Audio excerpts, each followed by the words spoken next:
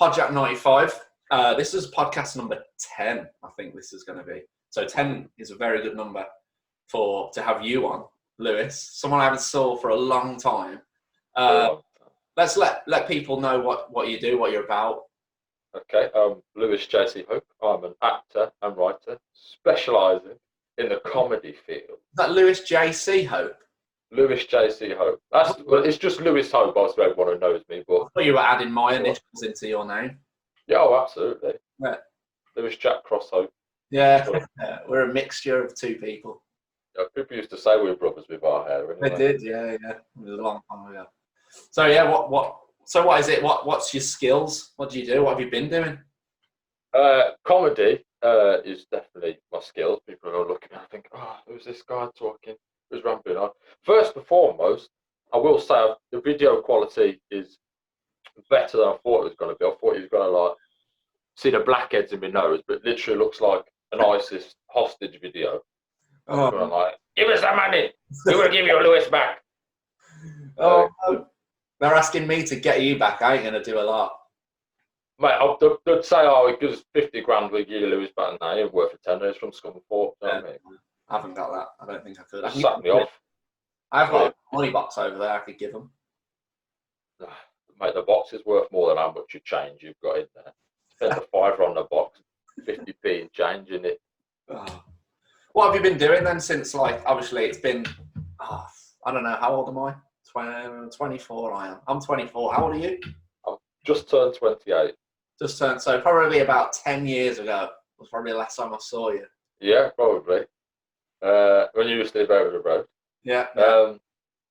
So what do you want from the last 10 years of my life? Or? Well, what are you at now? Obviously, what have you been writing a comedy TV series? Yeah, so my comedy TV series called Fat Kev's Barmy Army. So I had to copyright that. That's all copyrighted in. No, just waiting to be commissioned, really. So no one can take that now. Sorry? No one can take that now. No, that's it. Well, at least for 10 years. That's all I paid for originally. Like 90 quid for 10 years. That was enough. I ain't going too steep on it. Fucking paying $1 grand for have it for life. Is that but yeah. Sorry? $1 grand for life copyright? No, I'm just chatting shit, mate. Oh. That's just, I don't know. I'm not going to live that long, am I, really? I'll probably get hit by a bus or something when I'm 40. That's just the look right. 10 years is good, though. Yeah, it's not too bad, to be fair. But it's like about 17,000 words in it. So it's literally it's not like, here's a set amount. For how many words you do, it's more money. It's just, this is what it is to copyright your own piece of work for so long. Yeah. So it's just set across the board, that is. Cool. And so this is your TV series you've been working on. How long have you worked on that for? So it took me about 6 months to write it. But I would never have been able to write it without life experience, to be honest. I did a comedy called Bingo back when I was at college. So I was 17 at the time when I wrote that. And this was before Mrs. Brown's Boys on telly, but me and my mate wrote it. We were dressed up as old ladies. And it was just in a theatre showcase at first, like a big event called Drama Unite. Yeah. So anyway, it's not just, I was at Burton College. Not just Burton College acts perform there, it's anyone around, like Derby, that sort of areas around it, come and perform. And it was only a 20-minute piece because there was only 20-minute plays into it. So we wrote Bingo, and obviously it was really well received. And the company, who was at the Brewhouse Arts Gallery in Burton, they said we loved it that much and it was so well received, we'd like to write a full piece. So we had our own, then we had to start writing the script of Bingo then. We had our own auditorium for 5 nights, sold out every night. What? Yeah, and the best thing about it, because it was our own material that people were laughing at. It's not like we've just got a script and then people find the script funny. Yeah, It was them finding what we wrote funny, which is what sparked me to carry on doing that. So I had a break from it for a while, from acting. I thought, no, this is definitely what I want to do. So I was stopped acting for about 5 years. But then, like I said, in 2018, I wrote Fat Kev's Barmy Army. And trying to get that commission. So Mom passed away at the end of 2018. No, it was wrote in 2018. Yeah. And then Sky One got back to me in the February, but Mom's funeral was in the January. Oh. This is way too raw to be going to try and make people laugh for the rest of my life. Yeah. You know, I'm only human at the end of the day. So it took a little, time to grieve Mom's loss, and then everything went to shit in the house. So it was supposed to be decorated. We had a new carpet fitted, and the guy who fit the carpet burst the pipe. Oh no! So the roof and the ceiling came down, like bowed down, and so then all the asbestos team had to come out. What did the bloke say? Obviously, when he done that? Was he just like? Oh, he didn't. No, the council came. The council came out to sort it out afterwards. Oh yeah, there's nothing we can do really. And then they got the asbestos team in for us, because it was obviously a leak pipe. It could have like rotting under the floor from water damage. So they came out and they said, "Oh, you're probably going to lose the coving, which is that white like shit you get at the top of the walls. All right. So you're only going to lose that probably." And we actually lost about a foot of the wallpaper in the living room. So just from like laying one carpet, I had to decorate all the house last year. So I was like, oh, for fuck's sake, what a nightmare this is. Jeez. So my FACA's barmy army got delayed the procedures last year because I was literally decorating the house all last year. Well, I was doing the kitchen anyway, but then obviously they did the carpet and the landing and stairs, which actually all be redone again. Then all the living room. So, and then my year had been robbed from me essentially. Yeah. So January this year, I was like, well, that's it. Get my headshots done. Yeah. Get it copyrighted, get sent off. I've still got the head of comedy's email at Sky One called John Montague. So what did they say? What did Sky One say to you? What was their email? So it was just like, the first one initially was, we'll get in touch with our comedy commissioners department to see if that's an idea they can work. But my script wasn't copyrighted at the time. Yeah. So I didn't want to send them an uncopyrighted script because literally anyone could do my ideas then. I've watched the Simpsons episode where they do that. Yeah, that's what I mean. They could predict everything, though, to be fair. So I was just like, oh, God. So January come around, I was like, yeah, I've got to get it properly done this time. I've got to be professional about it because it's what I want as a career at the end of the day.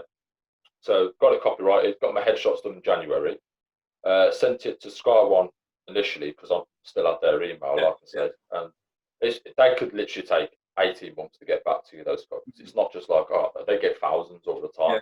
People sending them stuff. So it's just a waiting process for that one. But then I got in touch with BBC at the start of February. Yeah. It's like the 2nd of February they got back to me, and they only have submission dates. So it's like a set date. So they just said the drama one ended. It starts mid-December. It just ended at the end of January. It was like, a good job it's not a drama piece, for fuck's sake. Yeah. So the comedy one starts on the 23rd of March to the 22nd of April. So I was obviously waiting then for like 6 weeks. Oh, yes, I can send it to BBC finally. Yeah. And then we go into lockdown. Oh, yeah, of course. So it's just up in smoke, mate, to be honest. I've still sent it. Like I sent it the day and the time that, the closest I could to the time on the 23rd. Yeah. But then all you see is posts of time like, BBC is getting underfunded. It's just one thing after another with the last few years. It's just absolute slog fest. But it's what I want, mate. It's all I want. So what is it? Is it a script of the whole? Yeah. So it's 6 episodes. Yeah. I wrote 6 because most comedies consist of 6, and they're only half an hour episodes each. Yeah. The timing might be off on some, but that's why you send it to the editors, and that's because they're better at that than I am. Yeah. So 6 episodes is enough, and it's just so Fat Because Behind My Arm is about a man called Kev. It's not Fat Kev, that's just his nickname before people find it offensive. When you're playing fat people. Oh yeah, well, right now as well, you'll have your. Yeah, that's on me. It's up in smoke. So I'm a bit protective about comedy at the minute. So it's about a man named Kev. He owns a football team, and they've just played their last game of the season. So it's like a very dodgy character, Kev is, and his assistant Danny Harlow, who I play, And it's got a few other mates as well. Mm. They're deciding what they're going to do now in the off period of the season for work, because they used to be like, sort of just knock my table and fucking whirlwind. So it's not, I'm not in Hiroshima or anything like that. Did you hear that thunder last night? Oh, it was ridiculous, wasn't it? Oh my god! I thought, honestly, I obviously live by like the canal boat gang, and I swear it sounded like one of them. Canal boat gang. What a Tamworth gang that is. Do you remember that? What was that Stony Half one? Was it SDC? Was it? You see that written on lampposts. The worst thing is about where we grew up, it was an underpass, and they used to draw around their hand and go, "If your hand fits this, you are a knob." But they drew around their hand. Their own hand. Basically, you just called yourself a knob, you prick. I mean, that's the sort of area we grew up in. Yeah, oh god, yeah. But yeah, Fat Kids Barber. So it's 6 episodes, and it's during the off season of the football, because comedy's got to be inclusive. So I can't. Not everyone likes football at the end of the day. So I can't just make a comedy series about football. Yeah. But everyone can resonate, because they're just like working class people. Yeah. So obviously, I was born up north, so I've got a lot of family inspired things I can put in there. Mm-hmm. So yeah. And definitely. so you play one of the characters as well, is that? Yeah, Danny Harlow. Do you know all shit. the people that are going to act in? Do you know, or No. My dream cast, Fat Kev, would be Mark Addy. Do you know who Mark Addy is? I don't think so. I don't know. Maybe you ever seen Full Monty? Oh, I'll Google it. Yeah, Google Full Monty. Look at the Fatten, Ricky Fatten. No, Mark Addy, fantastic actor. He's in Game of Thrones as well. Oh, okay. I've watched Game of Thrones. So King Fatty. Mark Addy. Mark Addy. Oh yeah, the one that gets killed by the boar, supposedly. But yeah. Oh yeah. That's the perfect cast of Fat Kev. Yes. Okay. Ideally. I had him pictured in my head, to be fair. But everyone else is up in smoke. I'm a big believer in equality, so anyone really. There's no specifics, and characters can change. It doesn't have to be a straight relationship. It could be a gay relationship, or it could be a black or white actor. I'm up for anything. Yeah, I'm a massive supporter of it. So BBC, if it went to BBC or Sky, would they decide who plays that? Yeah, so it's going to go to open casting, and then people come in. But I'd obviously like to give recommendations. So I say Mark Addy would be perfect. But there's also actors. Everyone who's read my TV series says this is basically Peter Kay. Peter Kay would be perfect for it. But he's a very private man, Peter Kay. So it's very hard to get in touch with him. And he likes doing his own material like I do. So that'd be the like next level if Peter Kay was interested. But I've got to be, a bit respectful of the man's privacy. Hopefully it all works out and they get back to you within. Do you know how long it might take? What's the usual time if this wasn't happening? Coronavirus. What's the usual time they would get back to you? Do you know? Does it say? It could be up to like 18 months. It's never guaranteed. It's not a guaranteed industry that I'm in. Yeah. But there's no one specific look you've got to have in my industry either. So not every actor has got to have been RADA trained and posh on the Graham Norton show. Do you know what I mean? And be a pretty boy. And any shape or size is welcome in my industry. So there's no specific thing. So. And with your character as well, are you looking to be that guy? Yeah, right. At the end of the day, the way I see it is I'm a comedy actor first and foremost. Yeah. I'm not a writer. It's just comedy has been. It's no disrespect to anyone who has wrote comedy series and there are commissioned on TV, but I just think comedy's gone a bit crap. To want for the better word. That's good. There's stuff that's still funny, like Plebs and that stuff. We only watched the first 3 seasons of Plebs. It's more old school comedy, so it's more like Only Fools and Horses. Yeah.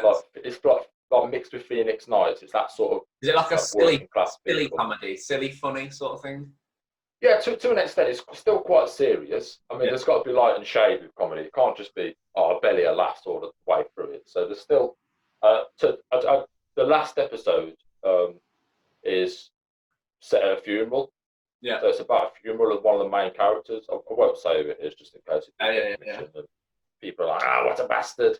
But it's a character who's got a bad heart, and in every episode, he's always going on about it. He's always getting made jump in one episode. Yeah. And then the 5th episode, they're in a caravan on holiday. They went on holiday to Neskeg, which is like Skegness, but I'm just not going to use their name, so I don't have to pay a truckload of money out there. What? Even for the name of the place, you would have to pay? Yeah, copyright's everywhere, mate. It's ridiculous. It's like trademarking. So I couldn't use Skegness because then I'll have to go Skegness and you have to pay. But so imagine like we've got that shitty Fantasy Island and that sort of shit. If that's in any scene, you have to pay. No to use that as that. Yeah, it's ridiculous. That's mental. Crazy, absolutely crazy. So yeah, Neskeg, and one of the beds is shit in the caravan, and they're blowing up a blow-up mattress. So it's like a running joke that you could have killed me then. So I've got a bad heart, but then the bed's fucked, so they're blowing up a blow-up mattress whilst we're having an argument, and it pops and kills him. So, of all the things that could have done it, so that was I can't remember what that episode's called. Yeah, that's one's. So there's Any Job Will Do. That's the first episode. What's Any Job Will Do? Any Job Will Do. No, so that's the second episode. The first episode's called New Grass. Yeah. They go nick some new grass from a golf course that's being made, which I've told you about before. But there's Any Job Will Do, where they go to try and sell paint rollers door to door. So they say it's your modern day essential, but they're really not paint rollers, to be fair. I just thought something. Let's do something that's laminate and crap. They are good things, but then they go and do like window cleaning on a big office building, and one of them shatters and that sort of thing. Then there's Mr. and Mrs. Baz. So one of the characters is called Baz, and it's just about their wedding. And then there's Seaside Honeymoon. That's the one set in Neskeg. They win at the start of Mr. and Mrs. Baz. They win a holiday in an 8-berth caravan to Neskeg, and that's where they decide to go on the honeymoon, because that's how they're just working class people. They love that sort of shit. 2p machines all day long. And then Out with a Bang. That's what the last episode's called, Out with a Bang, because he dies with a big bang. Essentially. Oh yeah, it sounds good. I'd watch it already. But so most people who have read it say it's what's needed now. Because I mean, it's such. I don't want to get all like deep and depressing, but the world's a shithole at the minute, and it's so fucking miserable. You know what I mean? It's just all. It's an absolute one thing after another. Yeah, that's it. So I just thought the world needs a bit of cheering up, and I'd rather take it. So when I was younger, mum and dad used to say to me, "Oh, we wish to get round," because there were a lot of channels on. We wish to get round and watch the TV together as a family. The comedies that were on at the time, and they're so iconic now, like Porridges, those sort of things. What was one of your favourite things to watch comedy when you were younger? Even from Horses and Horses. Was it? Yeah, down to the T. Everything about that is just. You don't appreciate it until you start writing comedy how good it is. Yeah. Because it's just all about build-up comedy is, and then the punchline. So you build something up slowly, and then the drop. So, for example, the leaning on the bar scene. Do you know what I mean? Where it's a build-up. You know it's coming, but no matter how many times you watch it, it still makes you laugh. Yeah. Yeah. The best. So that's iconic. You can watch something the same thing over and over again, and you still laugh. Then that's what I mean. You've got. But that's like the dream, is for people to want to watch my comedy over and over again. Yeah. Is there anything else? So, like, obviously, you've sent this one off, and I know it's a case of you wait till they get back to you. But what are you going to do now in this time that you're waiting kind of for a response? Is there? So I've got an idea of writing films. Yeah. So that's an avenue I'd like to go down. I'm still, like I say, an actor first and foremost, but I think with the film industry as well, I think it's getting a bit lazy. Yeah. If I'm honest with you, everything that's not a Marvel film is just a lot like a Disney, for example. They're just doing live actions of their old films. Yeah. So there's no ideas.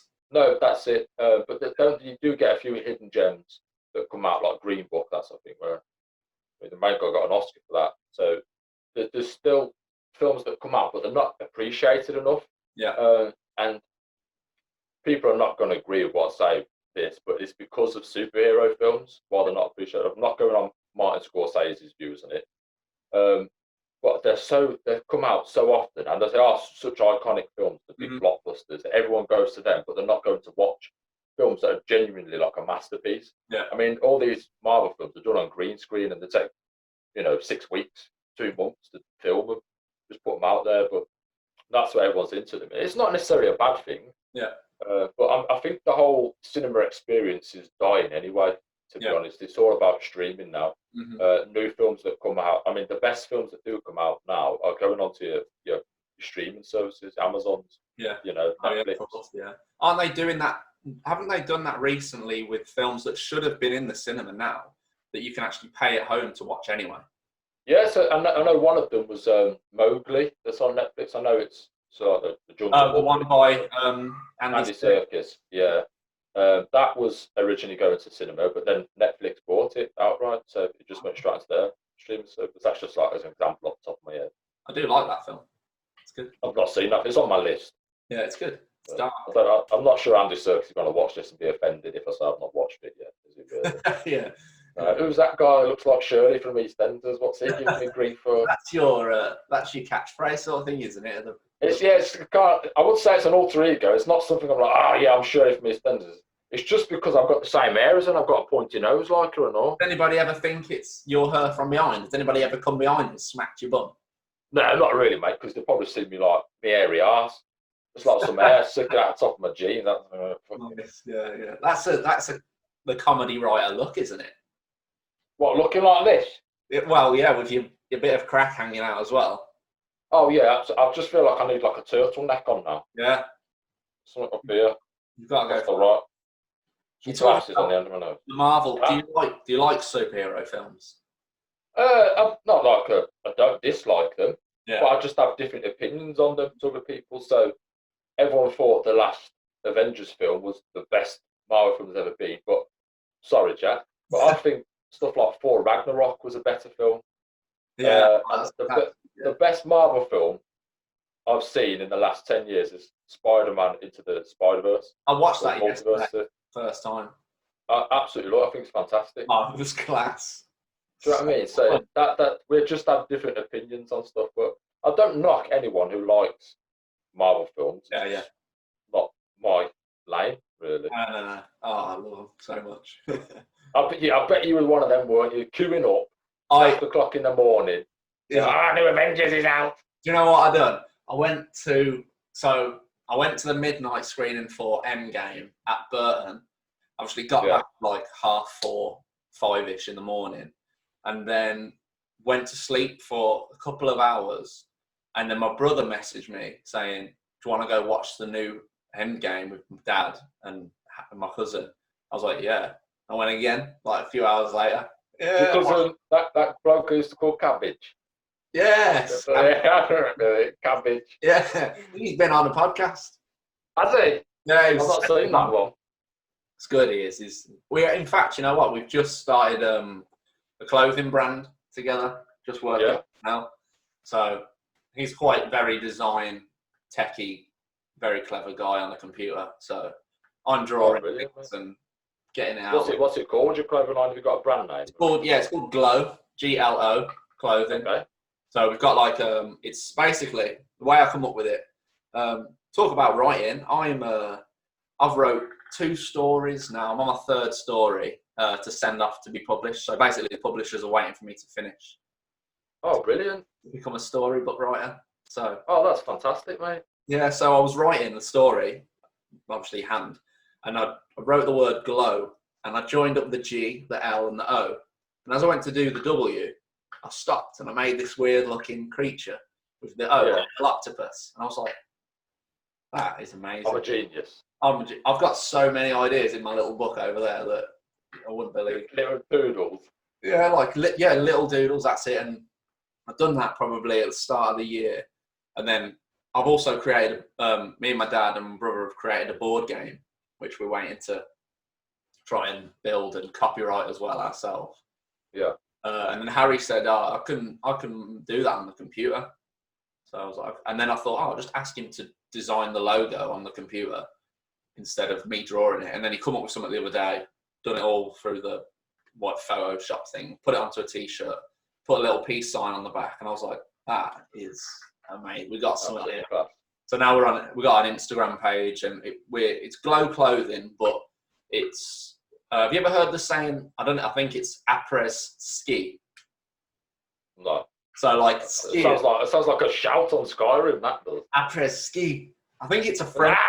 Après must. I don't know what it means. It must be some French word. But basically, when people go skiing, they go for like drinks and maybe, I don't know if it's a pie or something after they've been skiing. So like cocktails and whatnot. So we've just ski and added surf, and we're making like a surfing brand. So après surf. That's our slogan. Boom. That's amazing, mate. It's sick, man. So much things in there. And then I actually started the podcast and it's quite. I love like hearing that you're happy. Mate. You're enjoying everything you do. So with this, like, obviously, we're not going to talk too much, but the coronavirus thing, being stuck in for so long and being able to create all this stuff, it's literally been the best time I've been able to have all the free time. So took the most. Yeah, but these are the best times to be creative. Yeah. I know there's people who have been locked in for 3 months and they've been picking their arse essentially. I don't know what to do, but that's when there's just two ways you can go about it, isn't there? There's just wait till you go back to work. Yeah. Decide, am I happy with my work that I do, or will I be happy doing something that I want to do? The way I see it is life is essentially, I don't want to get deep, it's just a timeline. You never know when your life's going to end. All you know is you've got to start in the beginning, so it's just the middle bit you've got to fill in.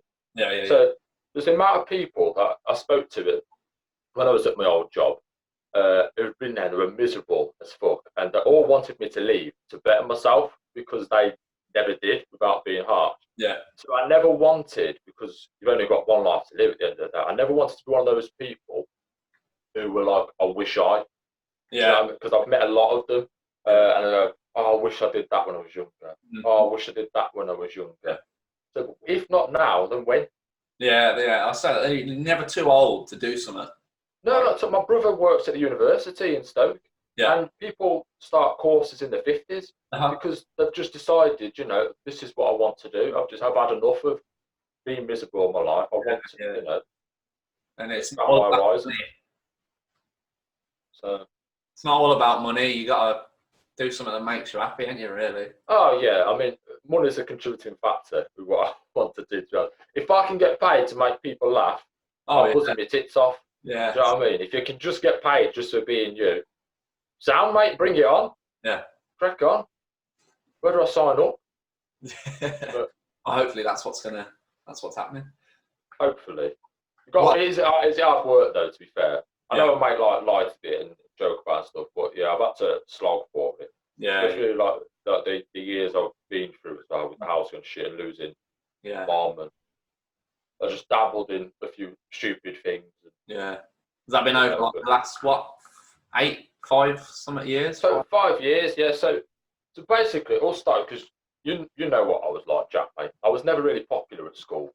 Funny. I was funny, let's say, funny looking.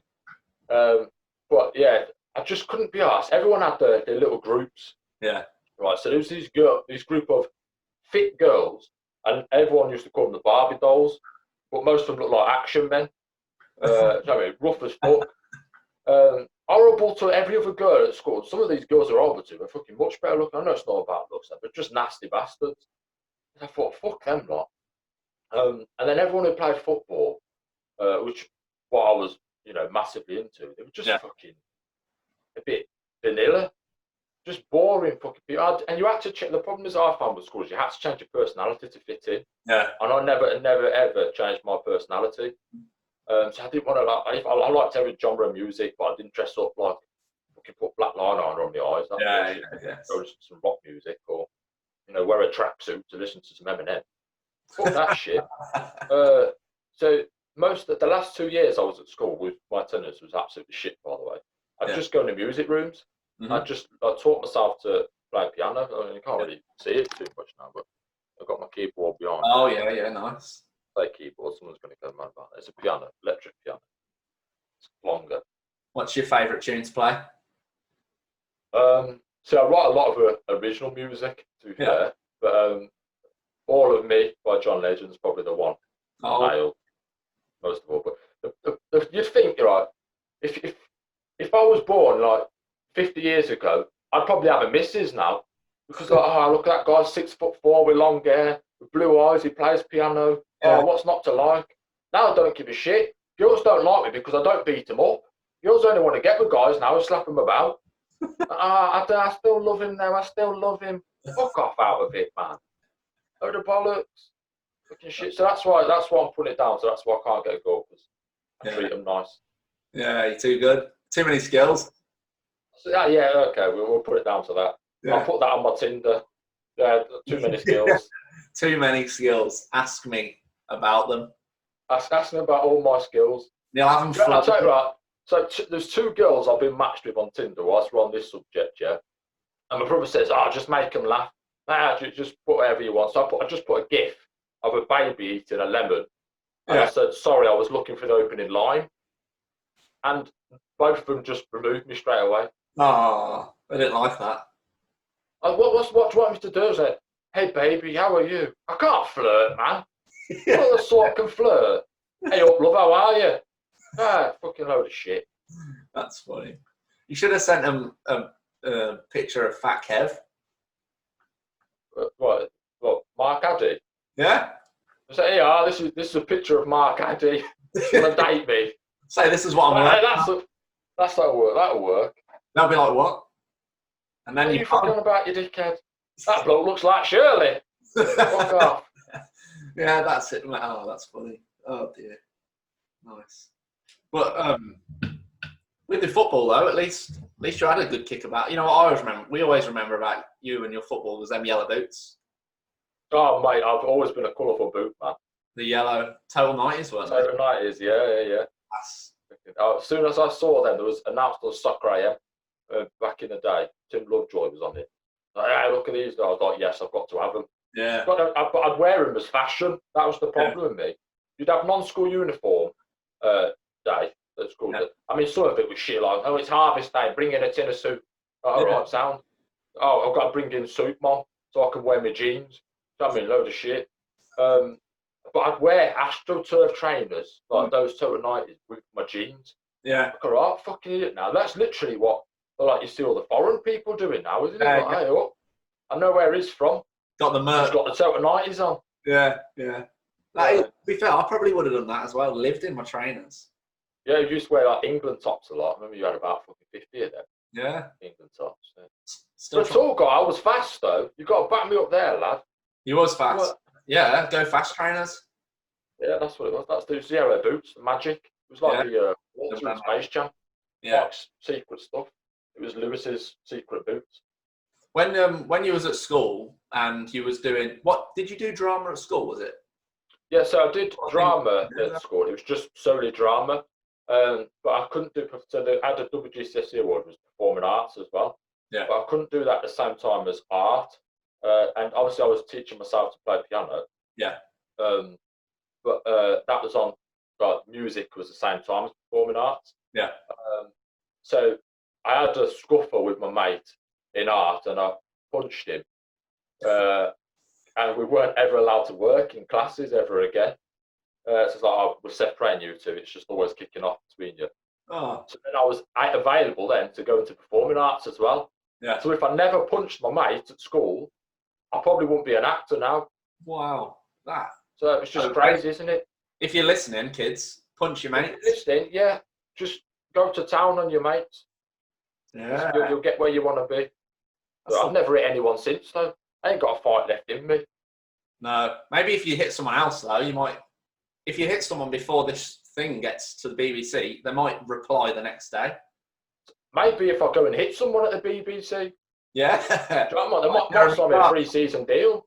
Yeah, that's what I mean. I'll go the Jezza route. Boom. Down on someone. Get my fucking TV series. All right. Sign him up. Get him out. Yeah, everyone will give you a round of applause. Yeah. Amazing. It's exactly what we want. Look at him. What a top bloke he is. Do you know any of the people that work within the BBC? Like, you know that you've sent it to. Do you know anyone or what they look like or anything like that, or what the producers look like? No, all I've got is names of Yeah. people, just email addresses of names who like comedy commissioners, Yeah. that sort of thing, and I'll send everything. But there's also a bursary thing that happened, and the 5th of June was the closing date, and I can't remember, it's the Golden thing. This basically the two writers who did Steptoe and Son. They're given a bursary for the BBC. Yeah. It's £5,000, and I've sent it to that, hoping to get like a reply back. But if I do get something back from that, it's £5,500, and my TV series will definitely get commissioned as well. So that's the dream for that. But yeah, but going back to the school thing, that's how I became an actor, was it's young mate, and then being able to, because I was then doing drama and performing arts. Yeah. So I was doing more acting than anything else at school, and I'd only go into school on days that I was going to do performing arts and drama, because I hated school. Yeah. I hated being forced to do shit, because they put me in all the fit group. I remember the div kids. So we weren't allowed in science to use Bunsen burners. We had to look at textbooks, and every textbook had a different size dick on each page that someone had drew as well. Oh yeah, So, I think that. and then with a name underneath it, like this is Azza's dick, and you just try to think back of it. So I was doing history and science. I was thinking, I wonder what Azza's doing now. Yeah. You know what I mean? If you flip a table over at school, do you remember all the names underneath it? Yeah. Baz was here, 2K4. Hey, what? Baz was here, 2K4. Trying to pick off the chewing gum and eat it. Yeah. What a shit it was. Oh man, that is. Well, you can write a comedy on things like that. What? Sneezing in class and getting your kneecap stuck to the chewing gum under the table. Yeah. You know, when you jolt up. That'd be a good comedy. And then getting sent out and having to walk all the way to the door with the table stuck to your knee. Yeah, do you remember the piss pass as well? They give you a piss pass at school. What's They had that? a piss. Oh, You used to have a pass, yeah, you are. yeah. When I was at primary school, do you remember the pen licenses? Yes. You have a fucking license to use a pen. You don't do that anymore. You just get a pen straight away. You have to use a pencil. I think you just get to year 5 or 6 and you get one. I don't know. I work in a primary Load of bullshit. I was doing me pen provisional. Yes, I don't know. I think I got mine on the last day of year 6. They wouldn't allow me to have one. Yeah, you was a div kid as well, though, I imagine. I hold a pen like this. What an absolute fucking loser you are. Look, I wanted to give me a license. Well, I use a quill because I'm an actor. I like to go really Shakespearean with it. Nice. Yeah, I've got it right with a quill. Oh, that is pro. Yeah, I don't really. I just type. Oh, you should though. Yeah, that's it. There you go. Next Christmas present sorted. I want a quill set just to look more like a prick, just to repel women even more. I'll write with a fucking quill. Yeah. Oh, Can't wait. It's good. When you went to college, so you went to college at 16, was it? Yeah. 15. Yeah. That was the Burton one. 16. You wrote was it Bingo? Bingo. Yeah. Right there. So did you and your mate write it together? Yeah. So what I had to start, because I never went to school. My attendance was that shit. I weren't allowed to go to prom, but I couldn't give a shit anyway because no one would have gone with me. To be honest, let's be freaking real. With my wet look gel. Do you remember Alberto Salon, wet look gel? Oh yes. Do you want to go to prom with me? You're fucked. Get out of my life. So I thought I've got to get away from Tamworth. It's absolute poisonous place. Because like I say, high school didn't get on with anyone. Mm-hmm. So I went to Burton College because that's the only place who did performing arts as well. Mm-hmm. And because my grades were so shit, I had to start on a low course. I was on a first diploma course. Yeah. But it was the making of me, to be honest, because there was only like 8 of us in the class. Yeah. So most plays consist of like 8 characters anyway. Mm-hmm. So I always had a main part. Oh, yeah. So like the first year I was there, I probably had about 14 main parts for full plays. So I was just acting constantly. So they saw what I was capable of from an early age. Yeah. So when we went up to the national, then I was still getting main parts because they'd already seen my acting ability. Yeah. I'm not trying to be arrogant or anything like that. So like I said, I always had main parts in my second year. And Mate, can you remember what parts did I play? Oh, flipping it! I played. This is the time where I thought I could sing, and my confidence was a different level then. And I'll stress to you now, I can't sing, I sound like shit. But I thought I could because I was confident. So I remember I did Danny from Greece. I played the Pharaoh in Joseph. There's just the musicals I'm talking about with the singing. But were they like theatre shows? Were they sort of? Yeah, theatre shows. Yeah, I mean some of them would just be at the college, but it still had an auditorium there, but it could only fit, I'd say, about 80 people max, probably 40 each side. Yeah. But then we'd also go to the Brew Arts, and then Brew House Art Gallery, which has got a theatre inside, and that sits about, I'd say, about 250 people, something like that. So that's where we do most of our shows. Yeah. Change rooms were shit, but I loved them.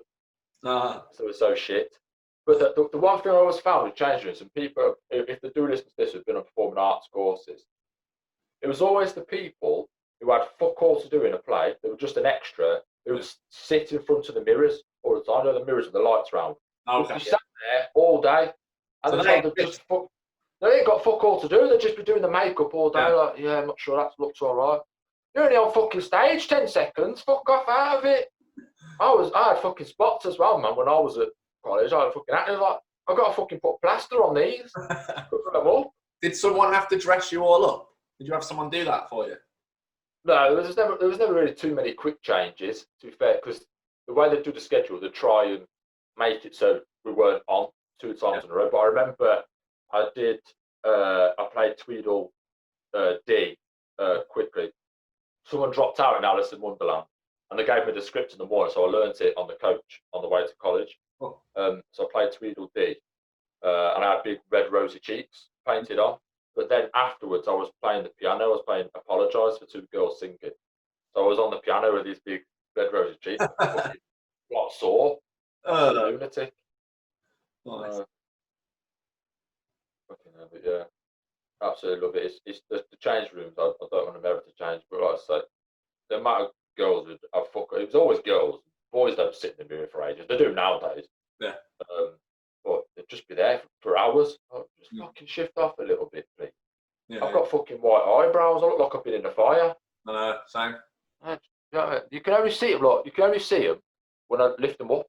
That's the same as mine. What the fuck's that about? Do you know what I mean? Like, hey, it's been in a fire, him. Do you have to have them dyed to go on stage? No, they just colour them in. But they colour them in? They used to that like eyeliner shit. They used to put inside that crayon. Yeah. I don't know what it is. I don't fucking give a girl. But I used to be terrified of that happening. So I used to have people pin me down. It was fucking terrifying. They're putting a pencil into your eye and colouring you in. Like, get away from me, man, you freak. Oh, nice. I hated that. Was 200. So the brew house art. Isn't brew house the name of a beer as well? Yeah, so Burton's got a lot of breweries in it, so they make Coors Light there. And then they're out of the Branston Pickle. What's that? Marmite's made in Burton. Oh, yeah. And it fucking stinks in Burton. It smells like Weetabix. It's got a really weird smell.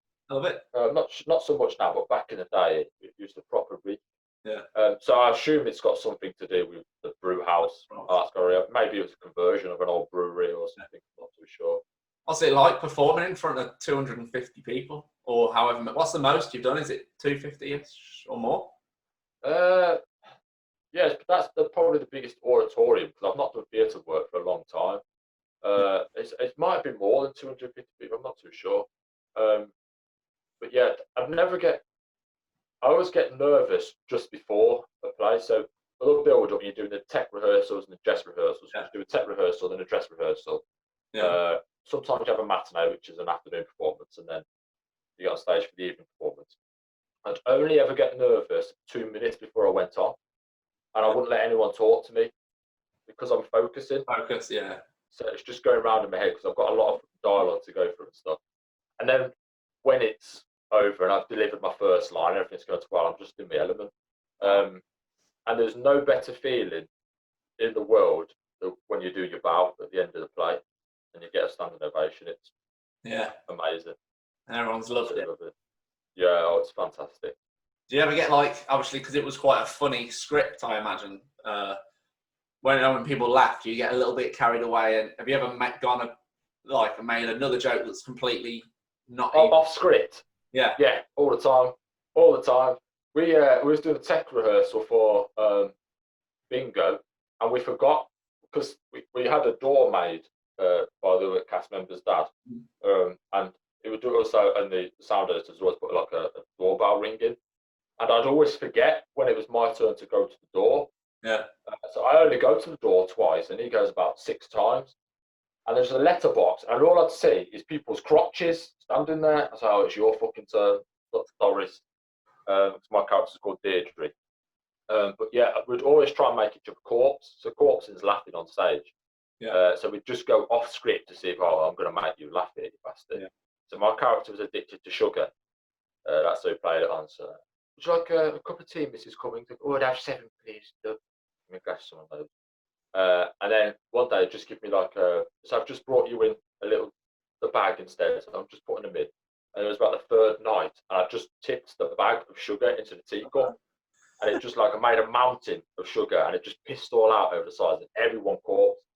And you're just trying to go like that, biting your lip like that, trying not to laugh. Yeah, trying not to laugh. But all the time, go off script.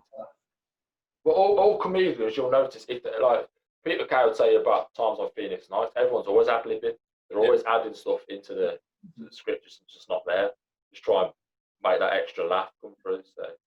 What about when you done comedy? Have you done serious ones as well? Yeah, I've done some serious work. It's not, so it's more theatre serious work. I did quite a lot, because you weren't just doing comedy at college. It's just the best avenue for me. It's just my lane. I just know it. I don't look like a very serious person. Do you know what I mean? I'm never ever gonna play the hero of a film. I look more like the villain or the goofy sidekick. You're not ever going to be Captain America? Or... No, not at all. Okay, maybe Private America. That's my lane.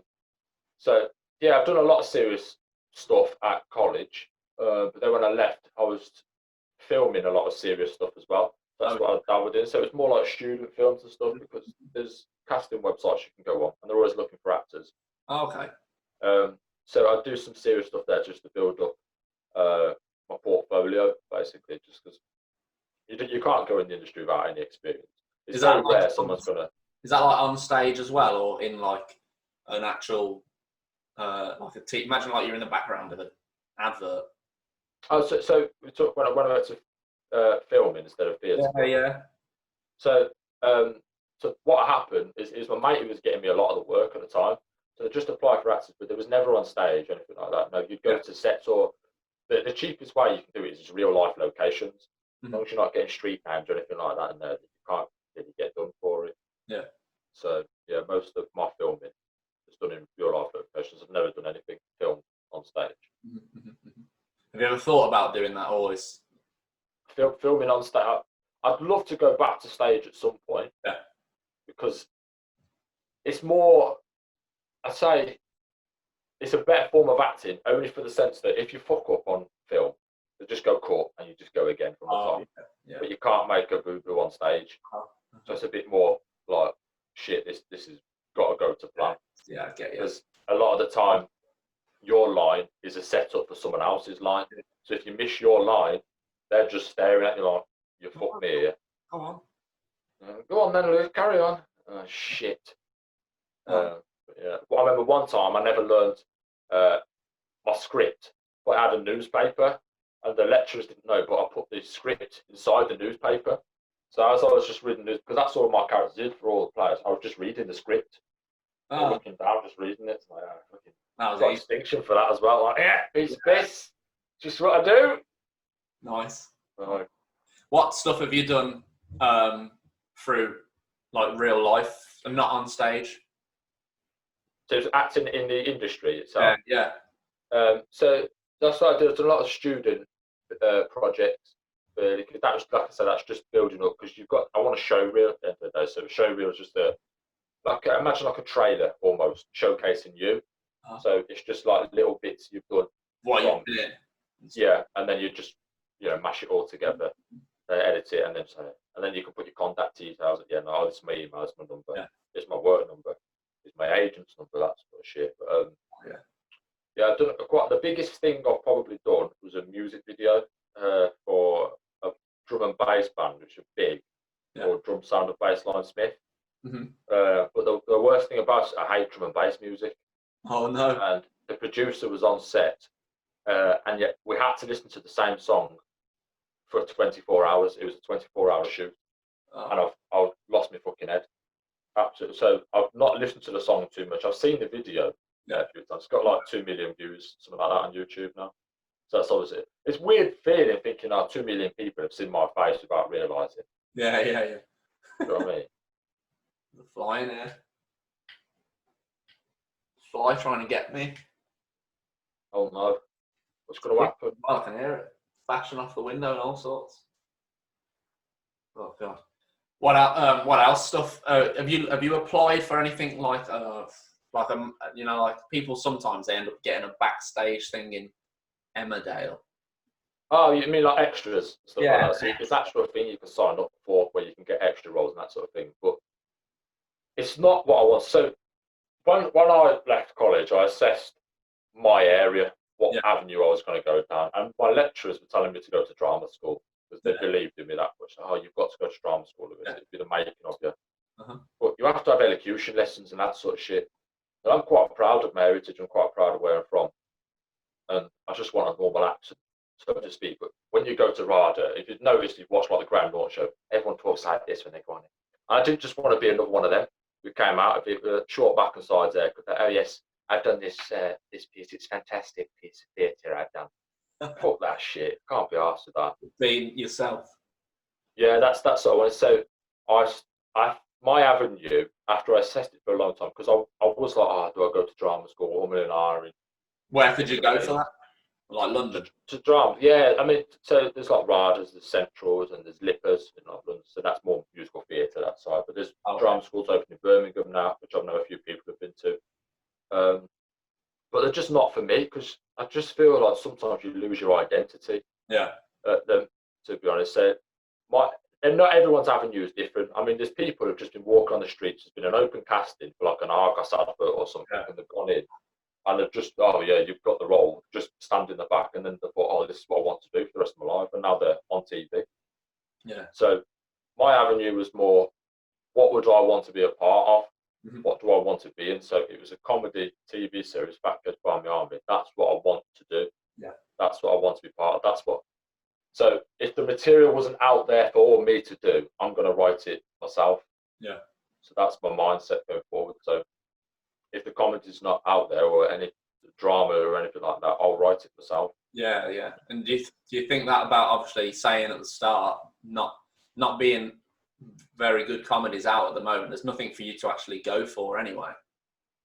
But that's one of the contributing factors, I guess. But it's just not my style of comedies. I mean, comedy, to be honest, I feel like some of it nowadays is just telling you to laugh. Yeah. But you're not actually finding it funny, they'll put just like the laughing audio in the background. You're not actually genuinely like in tears anymore, laughing at stuff. And I feel with everyone suddenly now being offended by dated comedy as well, it's kind of like trying to kill the industry even further. British comedy used to be the best in the world. I mean, if you looked at like Rowan Atkinson doing Mr. Bean, because it's a silent comedy, it is watched around the world. And Monty Python was massive; it was absolutely huge back in the day. So that's watched around the world. So it's a worldwide audience, and that was just British comedy at its best, really. So I think if we try and kill off comedy in this country, I think we're killing a bit of our history, a bit of our legacy, a bit of what we are, because we are funny people naturally. The British are. So I don't think we should ever disregard our identities. No, I think we are funny. I find myself funny sometimes. Yeah, funny looking. Yeah, funny looking. That's fine. No, if you were in an advert, say you're talking about that bloke that like a made up guy that just went in there to stand in the back of an advert, would you get paid for that? Yeah, absolutely. Yeah, but I mean, what adverts would I do here with my look? I ain't doing Head and Shoulders, am I? Do you know what I mean? What would I go for? Like a rip-off of Lynx called Stinks. Yes. Do you know what I mean?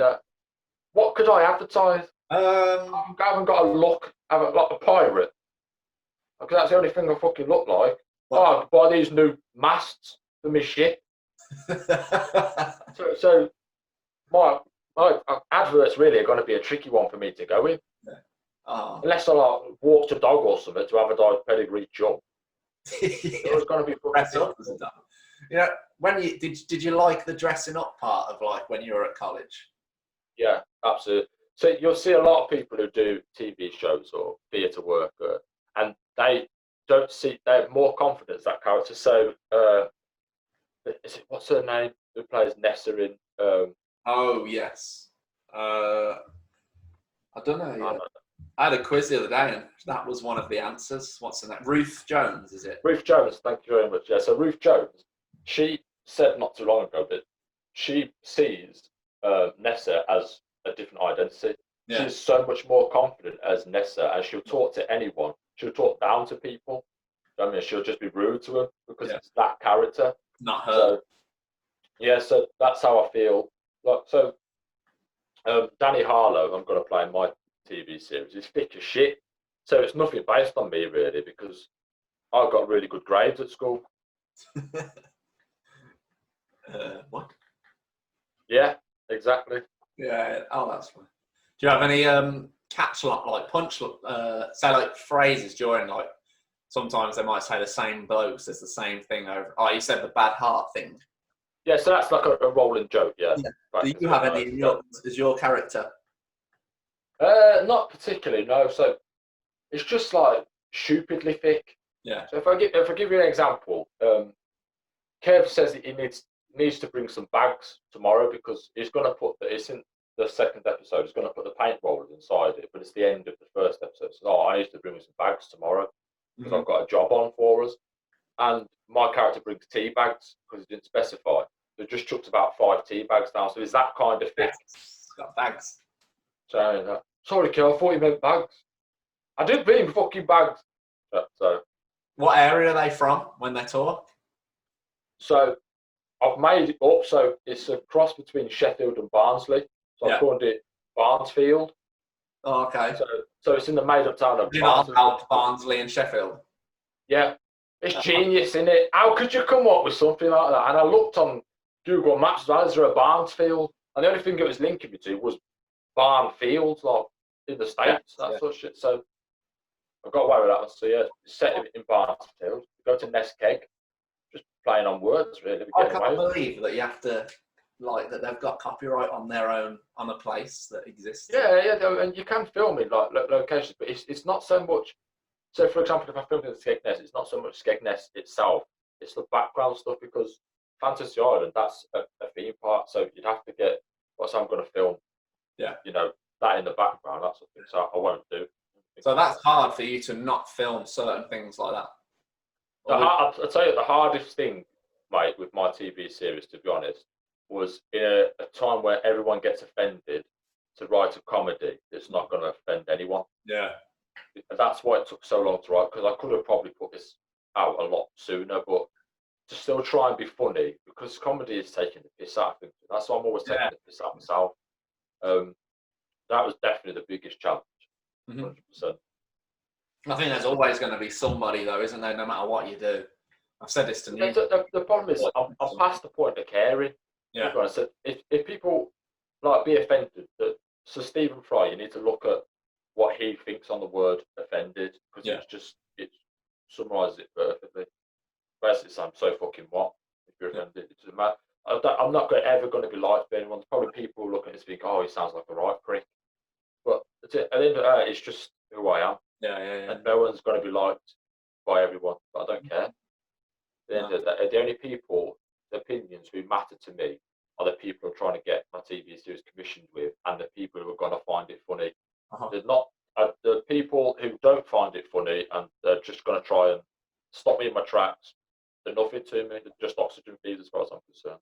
The thing is, if they're offended by things, and it's with a TV show or a film, just don't watch it. This is the problem. This is what I always say to people: is that I'm going to choose to be offended by that. So that is just exactly like choosing to step in dog shit rather than walk around it. Why are you offended by that? You can literally just walk around it. Do you know what I mean? It shouldn't even bother you.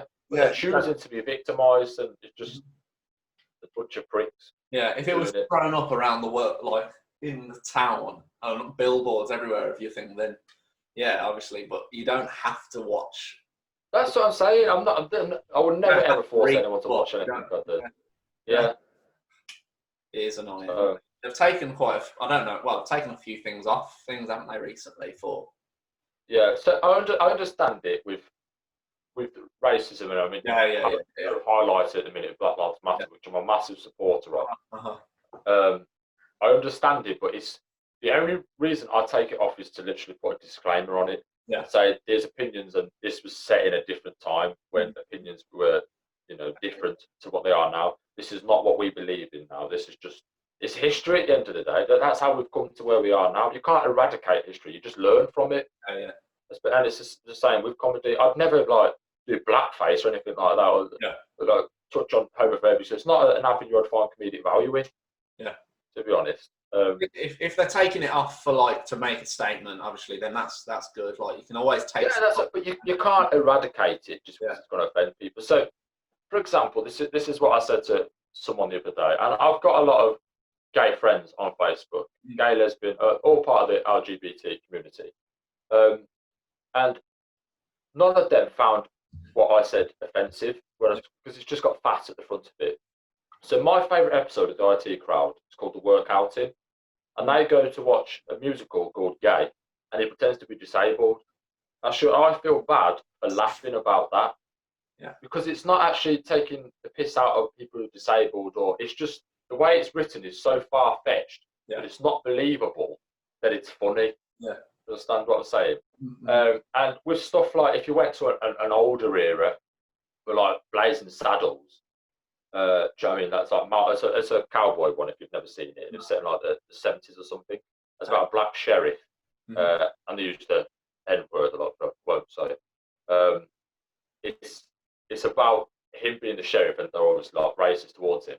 Yeah. But the way they've done it is the black people are the intelligent ones. Yeah. And every single white person in that show is thick as shit, and they're the ones that are low lies, even though they're talking to the black people in a harsh manner. Mm-hmm.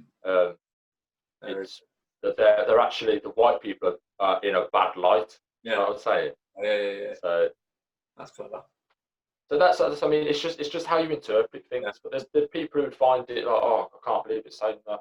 Oh, that's racist, that sort of thing. But it's just context. It's just how people are perceiving things. Mm-hmm. I've seen that little clip of where he's disabled and he's in the. That's the one where he's in the toilet, isn't it? And he has to say. Yeah. And then he's going up on the lift on the end of that. And he's watching them all get back on the bus. Yeah. So it's just absolute genius. But I'm not sure I feel bad for laughing at that. At the end of the day, my sister, she passed away at 11 months. Mm-hmm. And this is before I was born, and she was disabled.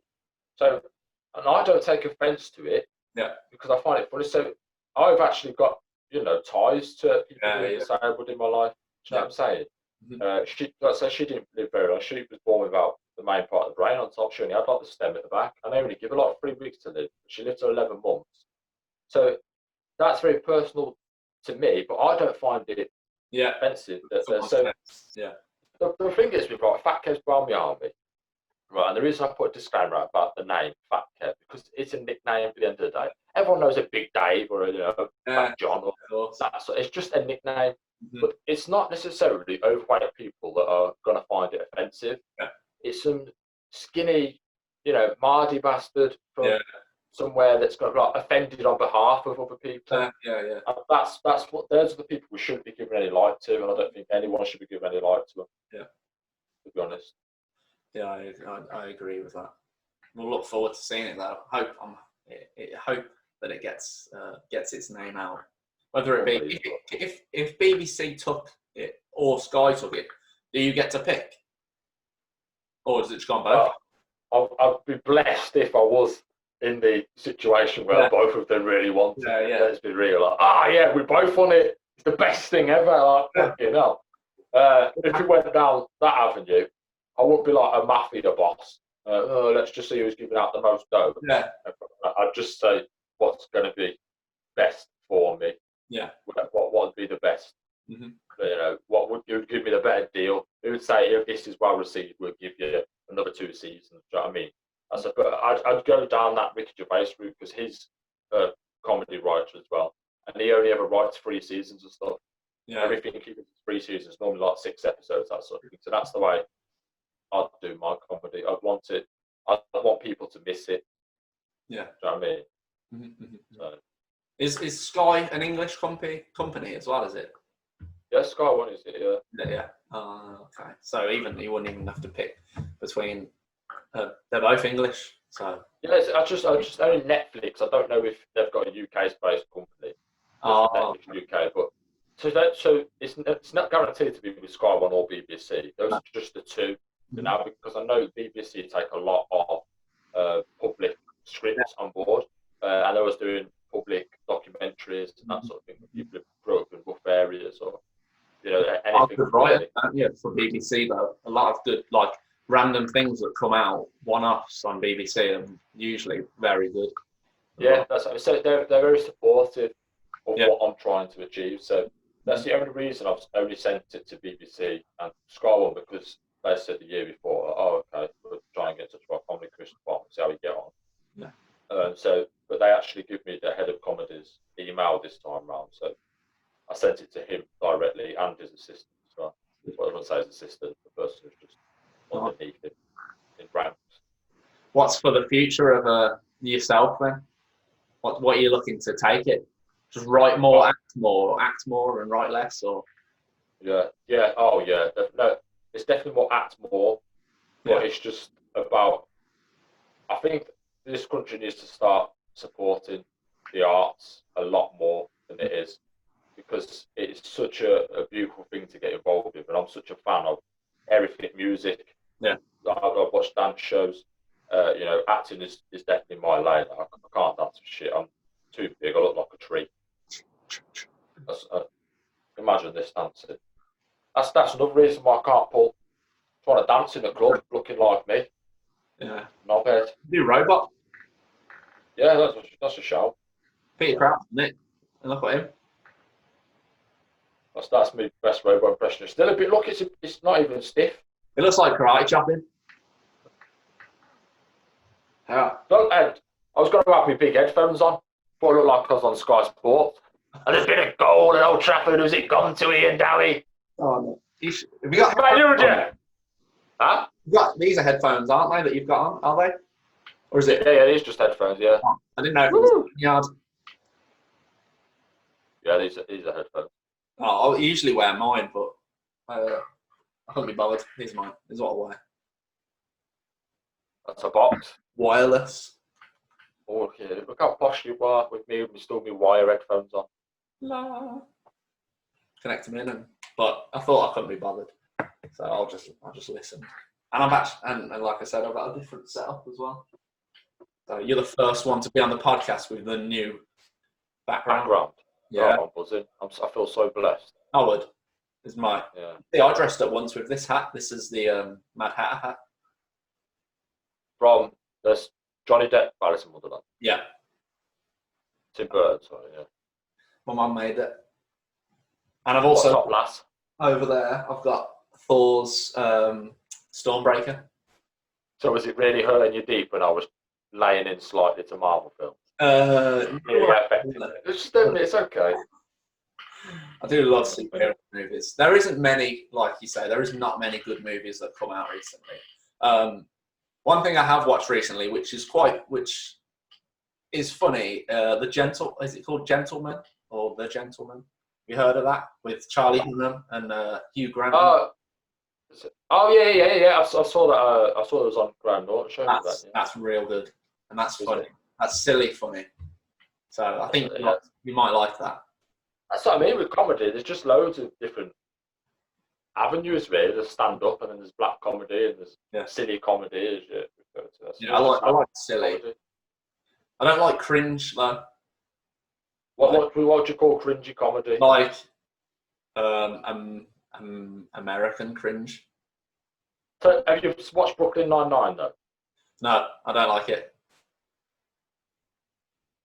Not that I don't. Shrek. Not that I don't. You're deep just now. Sorry, but I don't know. I don't know some things like E4, the channel. Yeah. Like it's just some of their programs. Just not like I'm not a Big Bang Theory fan or. I've watched all Big Bang Theory. To see the way I perceive Big Bang Theory, because I don't get half of it because I'm thick as shit. Yeah. But it's more a feel-good comedy than a laugh-out-loud comedy. Yeah. You don't watch Big Bang Theory to that's fucking mint what he's just said about that really intelligent thing. It's just to smile. So I do this face like that when I watch it, kind of. I'm not laughing. There's not a lot of comedy where I laugh out loud. Is there anything that actors, like obviously you said it only falls on horses, is there any films or other things that really make you laugh out loud? Do you watch stand-up comedy or anything like that? Yeah, I watch a fair few stand-up comedy. Some stand-up comics I'm not a fan of at all because it's just not designed for me. So people like Jack Whitehall and that don't resonate with me at all. No, so. But Peter Kay, Lee Evans. I went to see Mickey Flanagan a couple of years ago. Oh, I love Mickey Flanagan. I went to watch him in Birmingham. Yeah, he's funny. Incredible. So, but it is like working class, as I said. It's more like your working class people. Yeah. That I tend to like. What about? Do you like Kevin Hart? Yeah, I've seen some of Kevin Hart stuff as well. Yeah. See, them people like Mickey Flanagan, Lee Evans, Kevin Hart, they make me laugh out loud. And that is the one you should be watching, really, because really? Like I'm saying is that they wouldn't have been as funny as they are now without life experience. Yeah. That's what I'm getting at with. I couldn't have wrote Back as Army when I was 16 when I did Bingo because we're just making that up. Yeah. So and all those stand-ups, they're so funny is because they talk about their life experiences. Yeah, definitely. Do you think that's what you'll do for your next play or script that you're going to write as well? Carry on with well, I've no idea really because this one's proper. I'm trying to take this one off the ground so much, but I don't need a lot to work with. So someone only has to give me a starting point, and I'll write comedy about it. Because that canal barge in the barge crew. I could make up you said at the start of the podcast, I could make up a TV series about a gang on a barge in Tamworth. Yeah. That'd be easy. So you just give me a starting point, and I'd just ramble on about it. Yeah. Do you ever act it out in like when you're writing it? Do you act it out in your room or something like that, or in the house? Yeah. The problem is with it is because Fat Kev's Army. There's Kev, Danny, Gaz, Baz, Andy, Jenny. What's her fucking name? You wouldn't think I wrote it, would you? And two other women characters. I can't think of them anyway. Because that's what I remember trying. But when I've read it to people, I'm trying to do all their accents. Oh yeah. So as I'm reading off the script, but I'm not changing too much. Like I already know so many fucking accents. It's set in Barnesfield. It's made up. Oh, We're doing Scottish for Lewis. You know what I mean? So doing that accent for. Yeah. But you should just get people to come round and help. Just stand in the mirror as well. Yeah, that'd be. Get I ain't got many mates. Oh. I know. I'd be like, would you come round and read my script with me? No, Lewis, we won't. We'll do a big Zoom call and act a whole episode. I'll get a few people. Do you reckon? Yeah, I can send you my script if you want to read it. Send me the script and I'll be someone. You'll have to teach me the accent. I've got to think those two women's names. That's really bad. It's my TV series. I can't think who I've even wrote into it. Mandy's one of them, but yeah, she's called Mans. So, Kev, Baz, Gaz, Danny, Jenny, Andy, Mandy. Yeah. Sandy? No, it's not Sandy. What's their fucking name? Can't remember. The women watching this will have you. I know. I've just gone on about how much I'm a believer in equality as well. I can remember all the men's names, but I can't think of all the women's names. You need to figure out a way to remember them because you've got Gaz Baz. You'll always remember that. And that's what I mean. Andy. That's what I mean. Danny and Andy as well. That's what I've got. I can't think of her fucking Not- head. I've got not fucking Bev, everything is going it? in my head. Kevin Do you know Bev. that song? Do you know that song by Beautiful South? Jennifer Allison, you know that one? That's all I keep doing in my head now. I'm trying to think of people's names. You don't remember that, do you? No, I don't. I do remember Mambo number 5 though. That's got loads of women's names in. Yeah, that's okay. That would go then. I'm doing Mambo number 5. Dink, dink, dink, dink, dink, dink, dink, dink. 1, 2, those.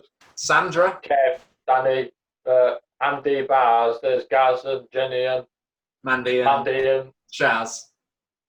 No, it's not. It's not Shaz. It's not Shaz. Ah, you need to find it before we leave. They're gonna fucking ridiculous.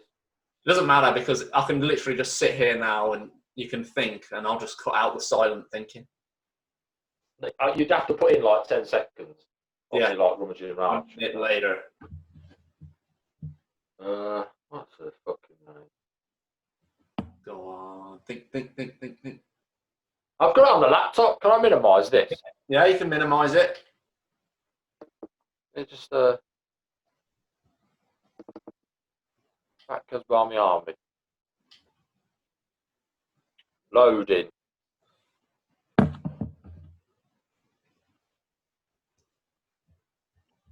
We've still got my video on there, have you? Oh yeah, I still see you looking right down the screen. Thinking. I ain't got me Specky 4 eyes on that side. You wear glasses? Yeah, I have to have more time. Thinking glasses. Yeah, we'll go for that.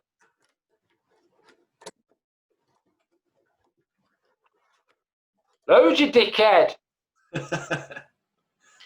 Yeah, here's a line from Mandy. So, Linda. I've got fucking Linda here. Oh, Linda. What a name, Linda. Linda. I had to go for these like 40-year-old women names. Yeah. Linda, Mandy. You don't get them now, do you? No one would have a baby now and call it fucking Linda. No, they wouldn't. No, definitely not. Maybe you have to start that. You'll have to have a baby and call them all these names. Linda. 7 babies. That the bit I was just reading there, at the wake of the funeral, there's a dirty woman in there. She's just like an extra character called Julie. Yeah. And she does horrible catering. And she was like scratching her ass and and she did the buffet for the wake. Oh no. So I'm not fucking eating that. I'm not touching that. Horrible. Yeah. But then Jenny, who's in charge of the funeral, let's say, I won't say who's died. She says, "Oh, thanks for coming." So, "Oh, why'd you get Julie to do the buffet?" I says, "Oh, she's all I could get rid of." She says, "But my sister Helen did the sausage rolls." And then all the cast are buzzing, I'll get some sausage rolls. Like, just bring the tray over. Well, I'll go to town. So I said, "Oh, she didn't think anyone would eat them." So, why is that? Because she's got flaky eczema on her hands. So, just that, so it's just, I will just tell him it's puff pastry. Oh, nice.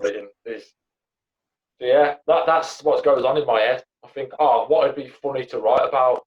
Eczema, flaky skin on the sausage pastry, sausage rolls. Yeah, that's good. That's the comedy brains behind it. Oh, I'm absolutely tapped, mate. Who knows what you're going to come up with next? Season 2, hopefully, if it gets commissioned. Yeah, that's it. Season 2, and many more. And then you'll be acting as well. You'll be in the next Marvel movie. That's what you wanted. Yeah. You'll be. I wouldn't mind being in them. I just, like I said, I just have different opinions on them. Like I said, I think the Avengers. I think the one before the last one was better than the last one. That was good. I think the last one was just. You don't see it when you're all like you got your Marvel eyes on. But I just think it's a bit lazy. Yeah, I just literally went back to the old Avengers. Yeah. And did it from different camera angles, and then the battle at the end, everyone's like, "Oh, it's better than the Lord of the Rings," which isn't, by the way. I mean, I am a Lord of the Rings fan. I've got a tattoo. Mm-hmm. But I just feel like it was just, you could tell it was done on green screen, and everyone just had their own 5-second little, I'm going to do this, and loads of sparks are going to come out. And that fucking woke scene was just all the women. Oh, yeah. And I don't understand, like, what was the point? Everyone says it was just a bit like, why? Really? You weren't needed. You can tell it was just sort of the the characters who have different opinions on equality. Yeah. And we want our own scene in there, that sort of thing. Yeah, I know. That's what it was for. But before we go, very quickly, which we have spoke about before, you just shown your tattoo for the Lord of the Rings in Elvish. Is that what it is? Yeah, Sindarin, in Elvish. We spoke, obviously, a couple of weeks ago and how you wanted to become an actor. So finish off with what you told me about what made you want to be an actor. Do you remember what you told me? Yeah, so when I was a kid, I wanted to be an elf. Yeah. I'm not even embarrassed to say it. I just used to make bows. That's why I got the Legolas haircut now. Yes. Blonde, put it in there. Yeah, I just used to make bow and arrows. I used to go to the nature reserve where we grew up and just pretend I was a fucking elf firing sticks. Yeah. That sort of thing. But there's a lot of different reasons I got into acting. So my biggest influencer was Robin Williams. Yeah. He was he's immortal to me. Mm-hmm. And so when I was at my old job, so I go back to when I was at college. Yeah. I was the most popular person at the college. Mm-hmm. And I'm not trying to be arrogant when I say that, but everyone just got on me. I've just got a normal personality. I mean, even the lecturers all came in to say, "Oh, you've got triple distinction. It's the highest grade you could get at college." And it was amazing. So the most elated I ever was. They recorded a little segment of all of our faces. Yeah. To show to just like at the end of our showcase. It was called Cabaret. Yeah. It's just your final level performance you're going to do at college. Mm-hmm. And I was after a girl called Emma, and on the VT they never put me on there. I was like, oh god, they've missed me off. They forgot about me. That's the thing. I was mortified. And then I was the last one on the VT. It said Lewis Hope, and I got a standing ovation just for all the audience and all the students at college. So there was like about 60, 70 students there. All of them give me a standing ovation. They're all stamping their feet in the audience that point. And it was just like, I was appreciated just for being me. And it was really emotional. I never cried for like 7 years. And then I was in tears in the change room. So, this is all coming to an end. And then I went to start a job. So I didn't go to drama school because, like I said, I didn't want to lose my identity. I went to just a retail company, and there's just things started changing for me at this retail company. I kind of got stuck in the rut. So I only went there to learn how to drive so I could get to auditions. Yeah. I just wanted to be an actor. Mm-hmm. And when I was there, they kind of just like put me in the stock room. Mm-hmm. So when I was at school, for example, I was always I put me on the bottom sets because I was always looking out the window, imagining I was somewhere better. Imagine like my imagination is ridiculous. So I could always be better than this. But then they put me in the stock room, and I couldn't dream of being somewhere better than I was because there was no window to look out of. Yeah. So Bo will tell you, you've had on from Shores before. He'll tell you what it's like because he worked there with me for so long, and he didn't last very long because of the way it's ran. But I was stuck there for 5 years with it. And I'd gone from the biggest high ever, not being popular at school, to then being the most popular person at college. Yeah. I was like, ridiculous. And then I was stuck in a rut at this retail company, and I was just opening boxes every day for 5 years. And the last year I was there, I trained 14 different people, 14 different members of staff up, and all of them left. Yeah. So it was essentially like I was on my own for my last year there. And I lost loads of weight. I was still getting a crap wage. And then at the end of it, and I was spoke to, the manager at the company told me once that I'm not allowed to have a bad day here because I've got a big personality and it affects the team. Yeah. I'm never sad that it's going to affect the staff, so I'm never allowed to be sad. I've got to be positive 24/7. And it just grated me because not everyone can't be. So I was just like forced to be made to do something. And then I was constantly thinking, what happened? So I lost touch with mates. I lost touch with the guy I wrote Bingo with. We stopped speaking to each other. And then I stopped acting because I was trying to pay off a car. I brought a first car and it cost me £3,500. And I just couldn't fit in it properly. I was just an idiot basically buying the first car. So then I brought another car which was £3,500, which just made me stay at the company longer because I had to pay it off. Yeah. And then I worked all the hours under the sun the one Christmas because you get bigger deliveries at Christmas and that. So I was working extra hours and I was doing like like 9-10 hour shifts sometimes, but without having a break. Yeah. Absolutely exhausted. And then my mum got sick, and she was looking after my dad. My dad's disabled as well, so I just needed someone to look after them. So I thought, this is my get out of jail free card. Yeah. I can leave the company and I can get paid. It's not great money at all, but I can get paid to look after mum. Yeah. So I left the company because all the hours I did in December, in the January, they put me onto the 12-hour contract hours. So it was just literally 3 days, 4-hour shifts. Yeah. So that was my thank you for doing all those hours, was just cutting my hours for January. I thought I only have to do a week's notice because my contract size. Yeah. So that'd be my week's notice. I'll just sack off then. And then I left and I started looking after mum. I was like, well, I'm going to get back into writing. And I had a mental breakdown. I'm not embarrassed to talk about it now because it happened, it's real. I'm sure people have, if they've listened to this whole podcast, the guy's a proper high-spirited guy. Those are the ones you should be worried about. Yeah. So, yeah, I had a mental breakdown. I was suicidal. I took loads of tablets up in my bedroom. I was going to end my life because I'd been at the pinnacle and dropped. And then I was at rock bottom. Yeah. And I had no friends really anymore. No one was speaking to me, and it was just hard to grasp what had happened in the last few years of my life.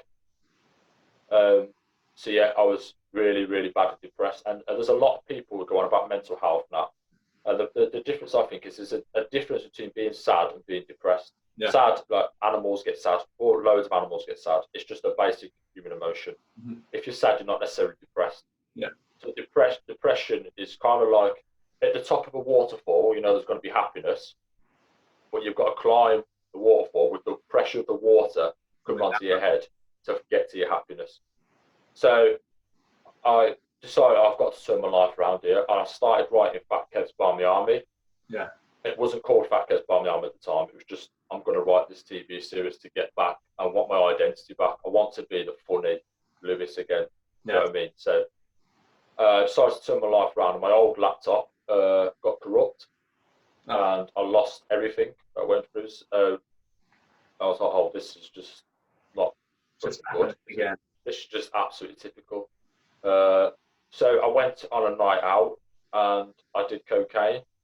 Not something I'd ever do again, but the way I describe it is I was looking for answers, but I didn't know what the questions were. So my life was literally at a T-junction. If I turned left, I could have gone down that path and done drugs and that stuff because I was depressed as fuck. But I decided, no, I'm going to go right and concentrate back on what I want to do, get my identity back. And I did. And throughout 2018 was a really good year starting for me. I wrote Fat Kev's Barmy Army. I had different life experiences. It was going amazing.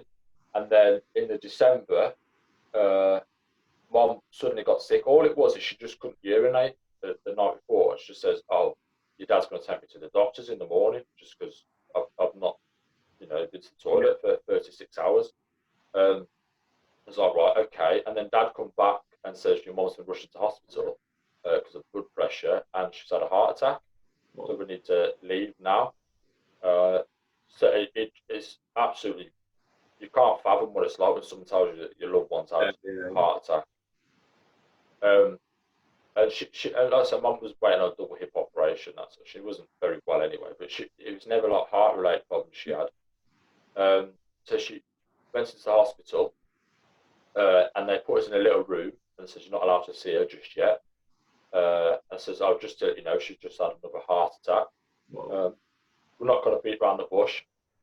Sharon is currently the sickest person in this hospital, and she's got a 10% chance of living.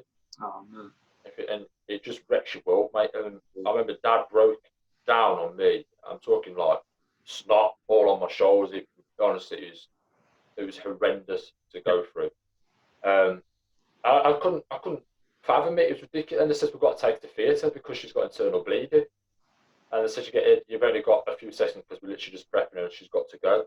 And there were only allowed 2 people at a time, so it was my dad and my auntie who went in first.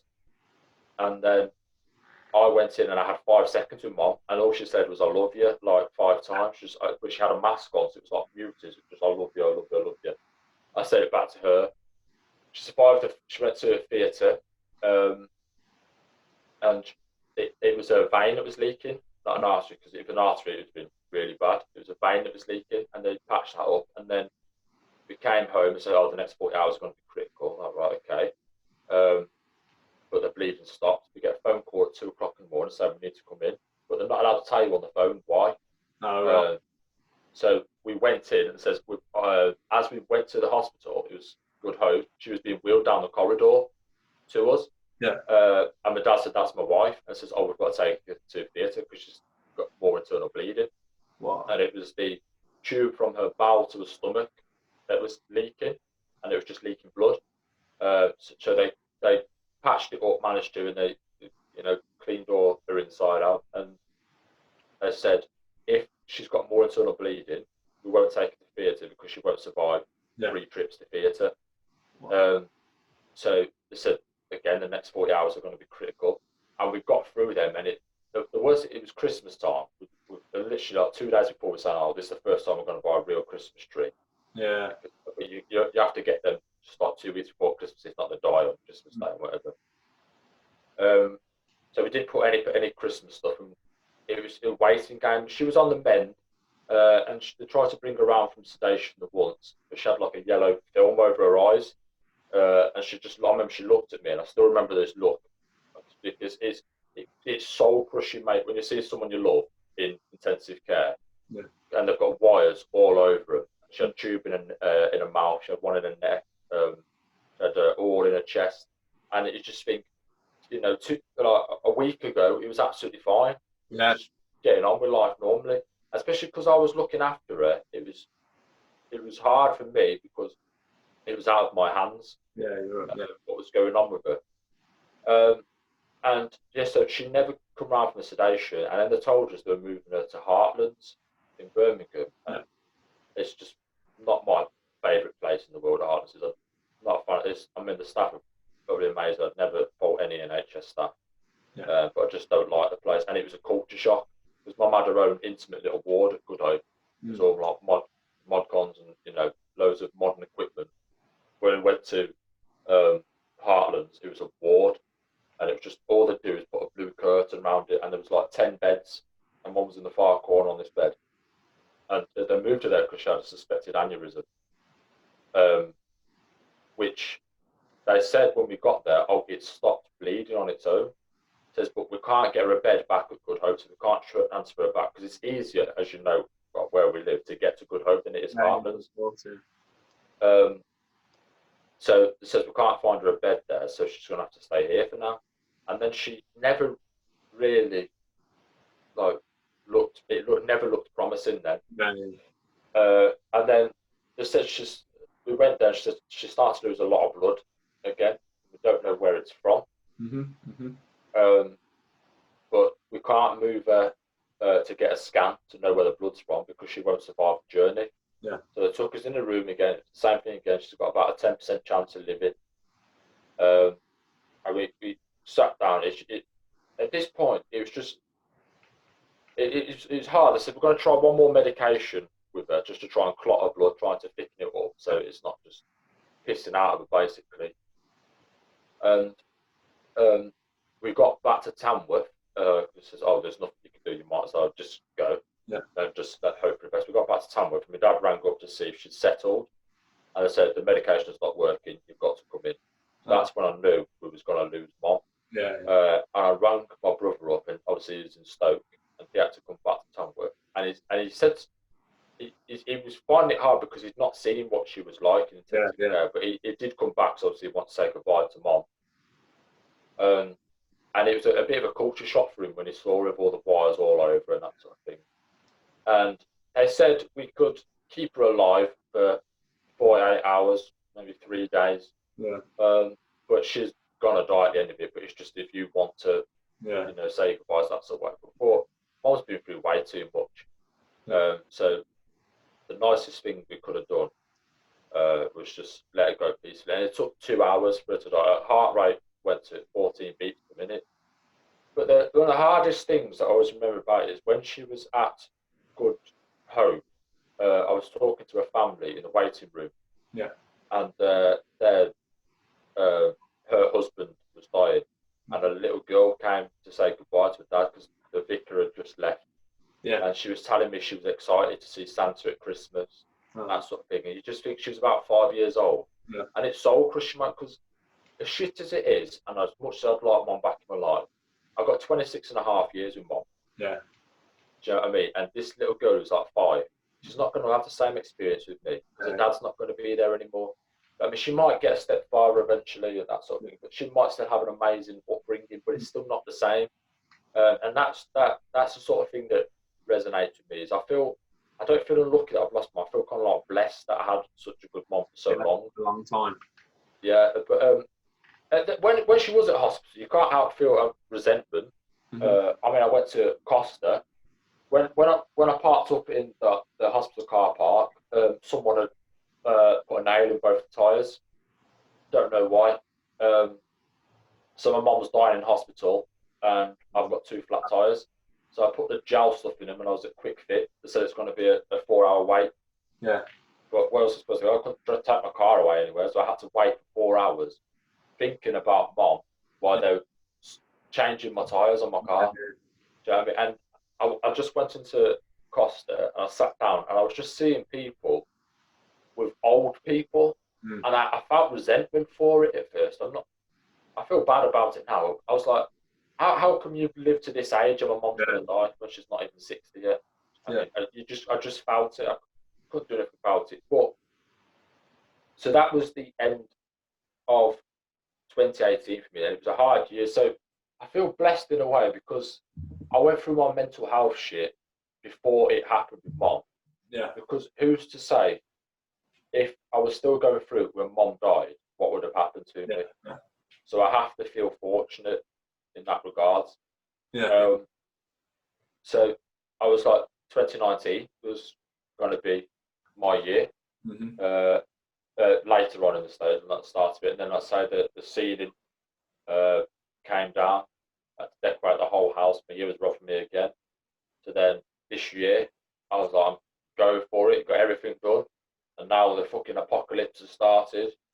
I was fucking in isolation again. So there's a lot of things gone shit in my life, but you've come out like definitely amazingly low. And after everything, some people would just break down and would just give up, and you know. Well, I just like, if people do listen to this and they understand it, it's there's no stigma about it. Yeah. But I just think if I can help anyone, if they know what I've been through, and I'm still a positive guy, and I'm still aspiring to achieve greatness within myself, that's the thing. If I can help anyone, like say, okay, if he can go through that, I can change my life around too. Then that's a massive for me. Yeah, massive. Which definitely have, and obviously things now hopefully can only get better as well. You know what I mean? Oh yeah, well, it can't get much worse, mate. To be honest. As soon as this last final blow has gone, of whatever it is that's going on in the world, then well, I'm sure everything is going to fit into place perfectly. Hopefully. You deserve it at the end of the day. Oh, thanks, mate. I appreciate that. Yeah, and hopefully people do listen to it and watch and hear what you've got to say. Yeah, I'd like them to and take something from it. Yeah, every life I might have been dealt a bad hand in life, but life doesn't have to be bad. No way. That's what you make of it in the end. 100%. Like you've said, it's just filling in that gap in the middle. Yeah, you've got a start point and an end point, fill in the middle bit. And I think lots of people need to do that. I know I'm trying to do that, and I know people that are trying, but then there's people that aren't. So hopefully, mate, motivation, a push.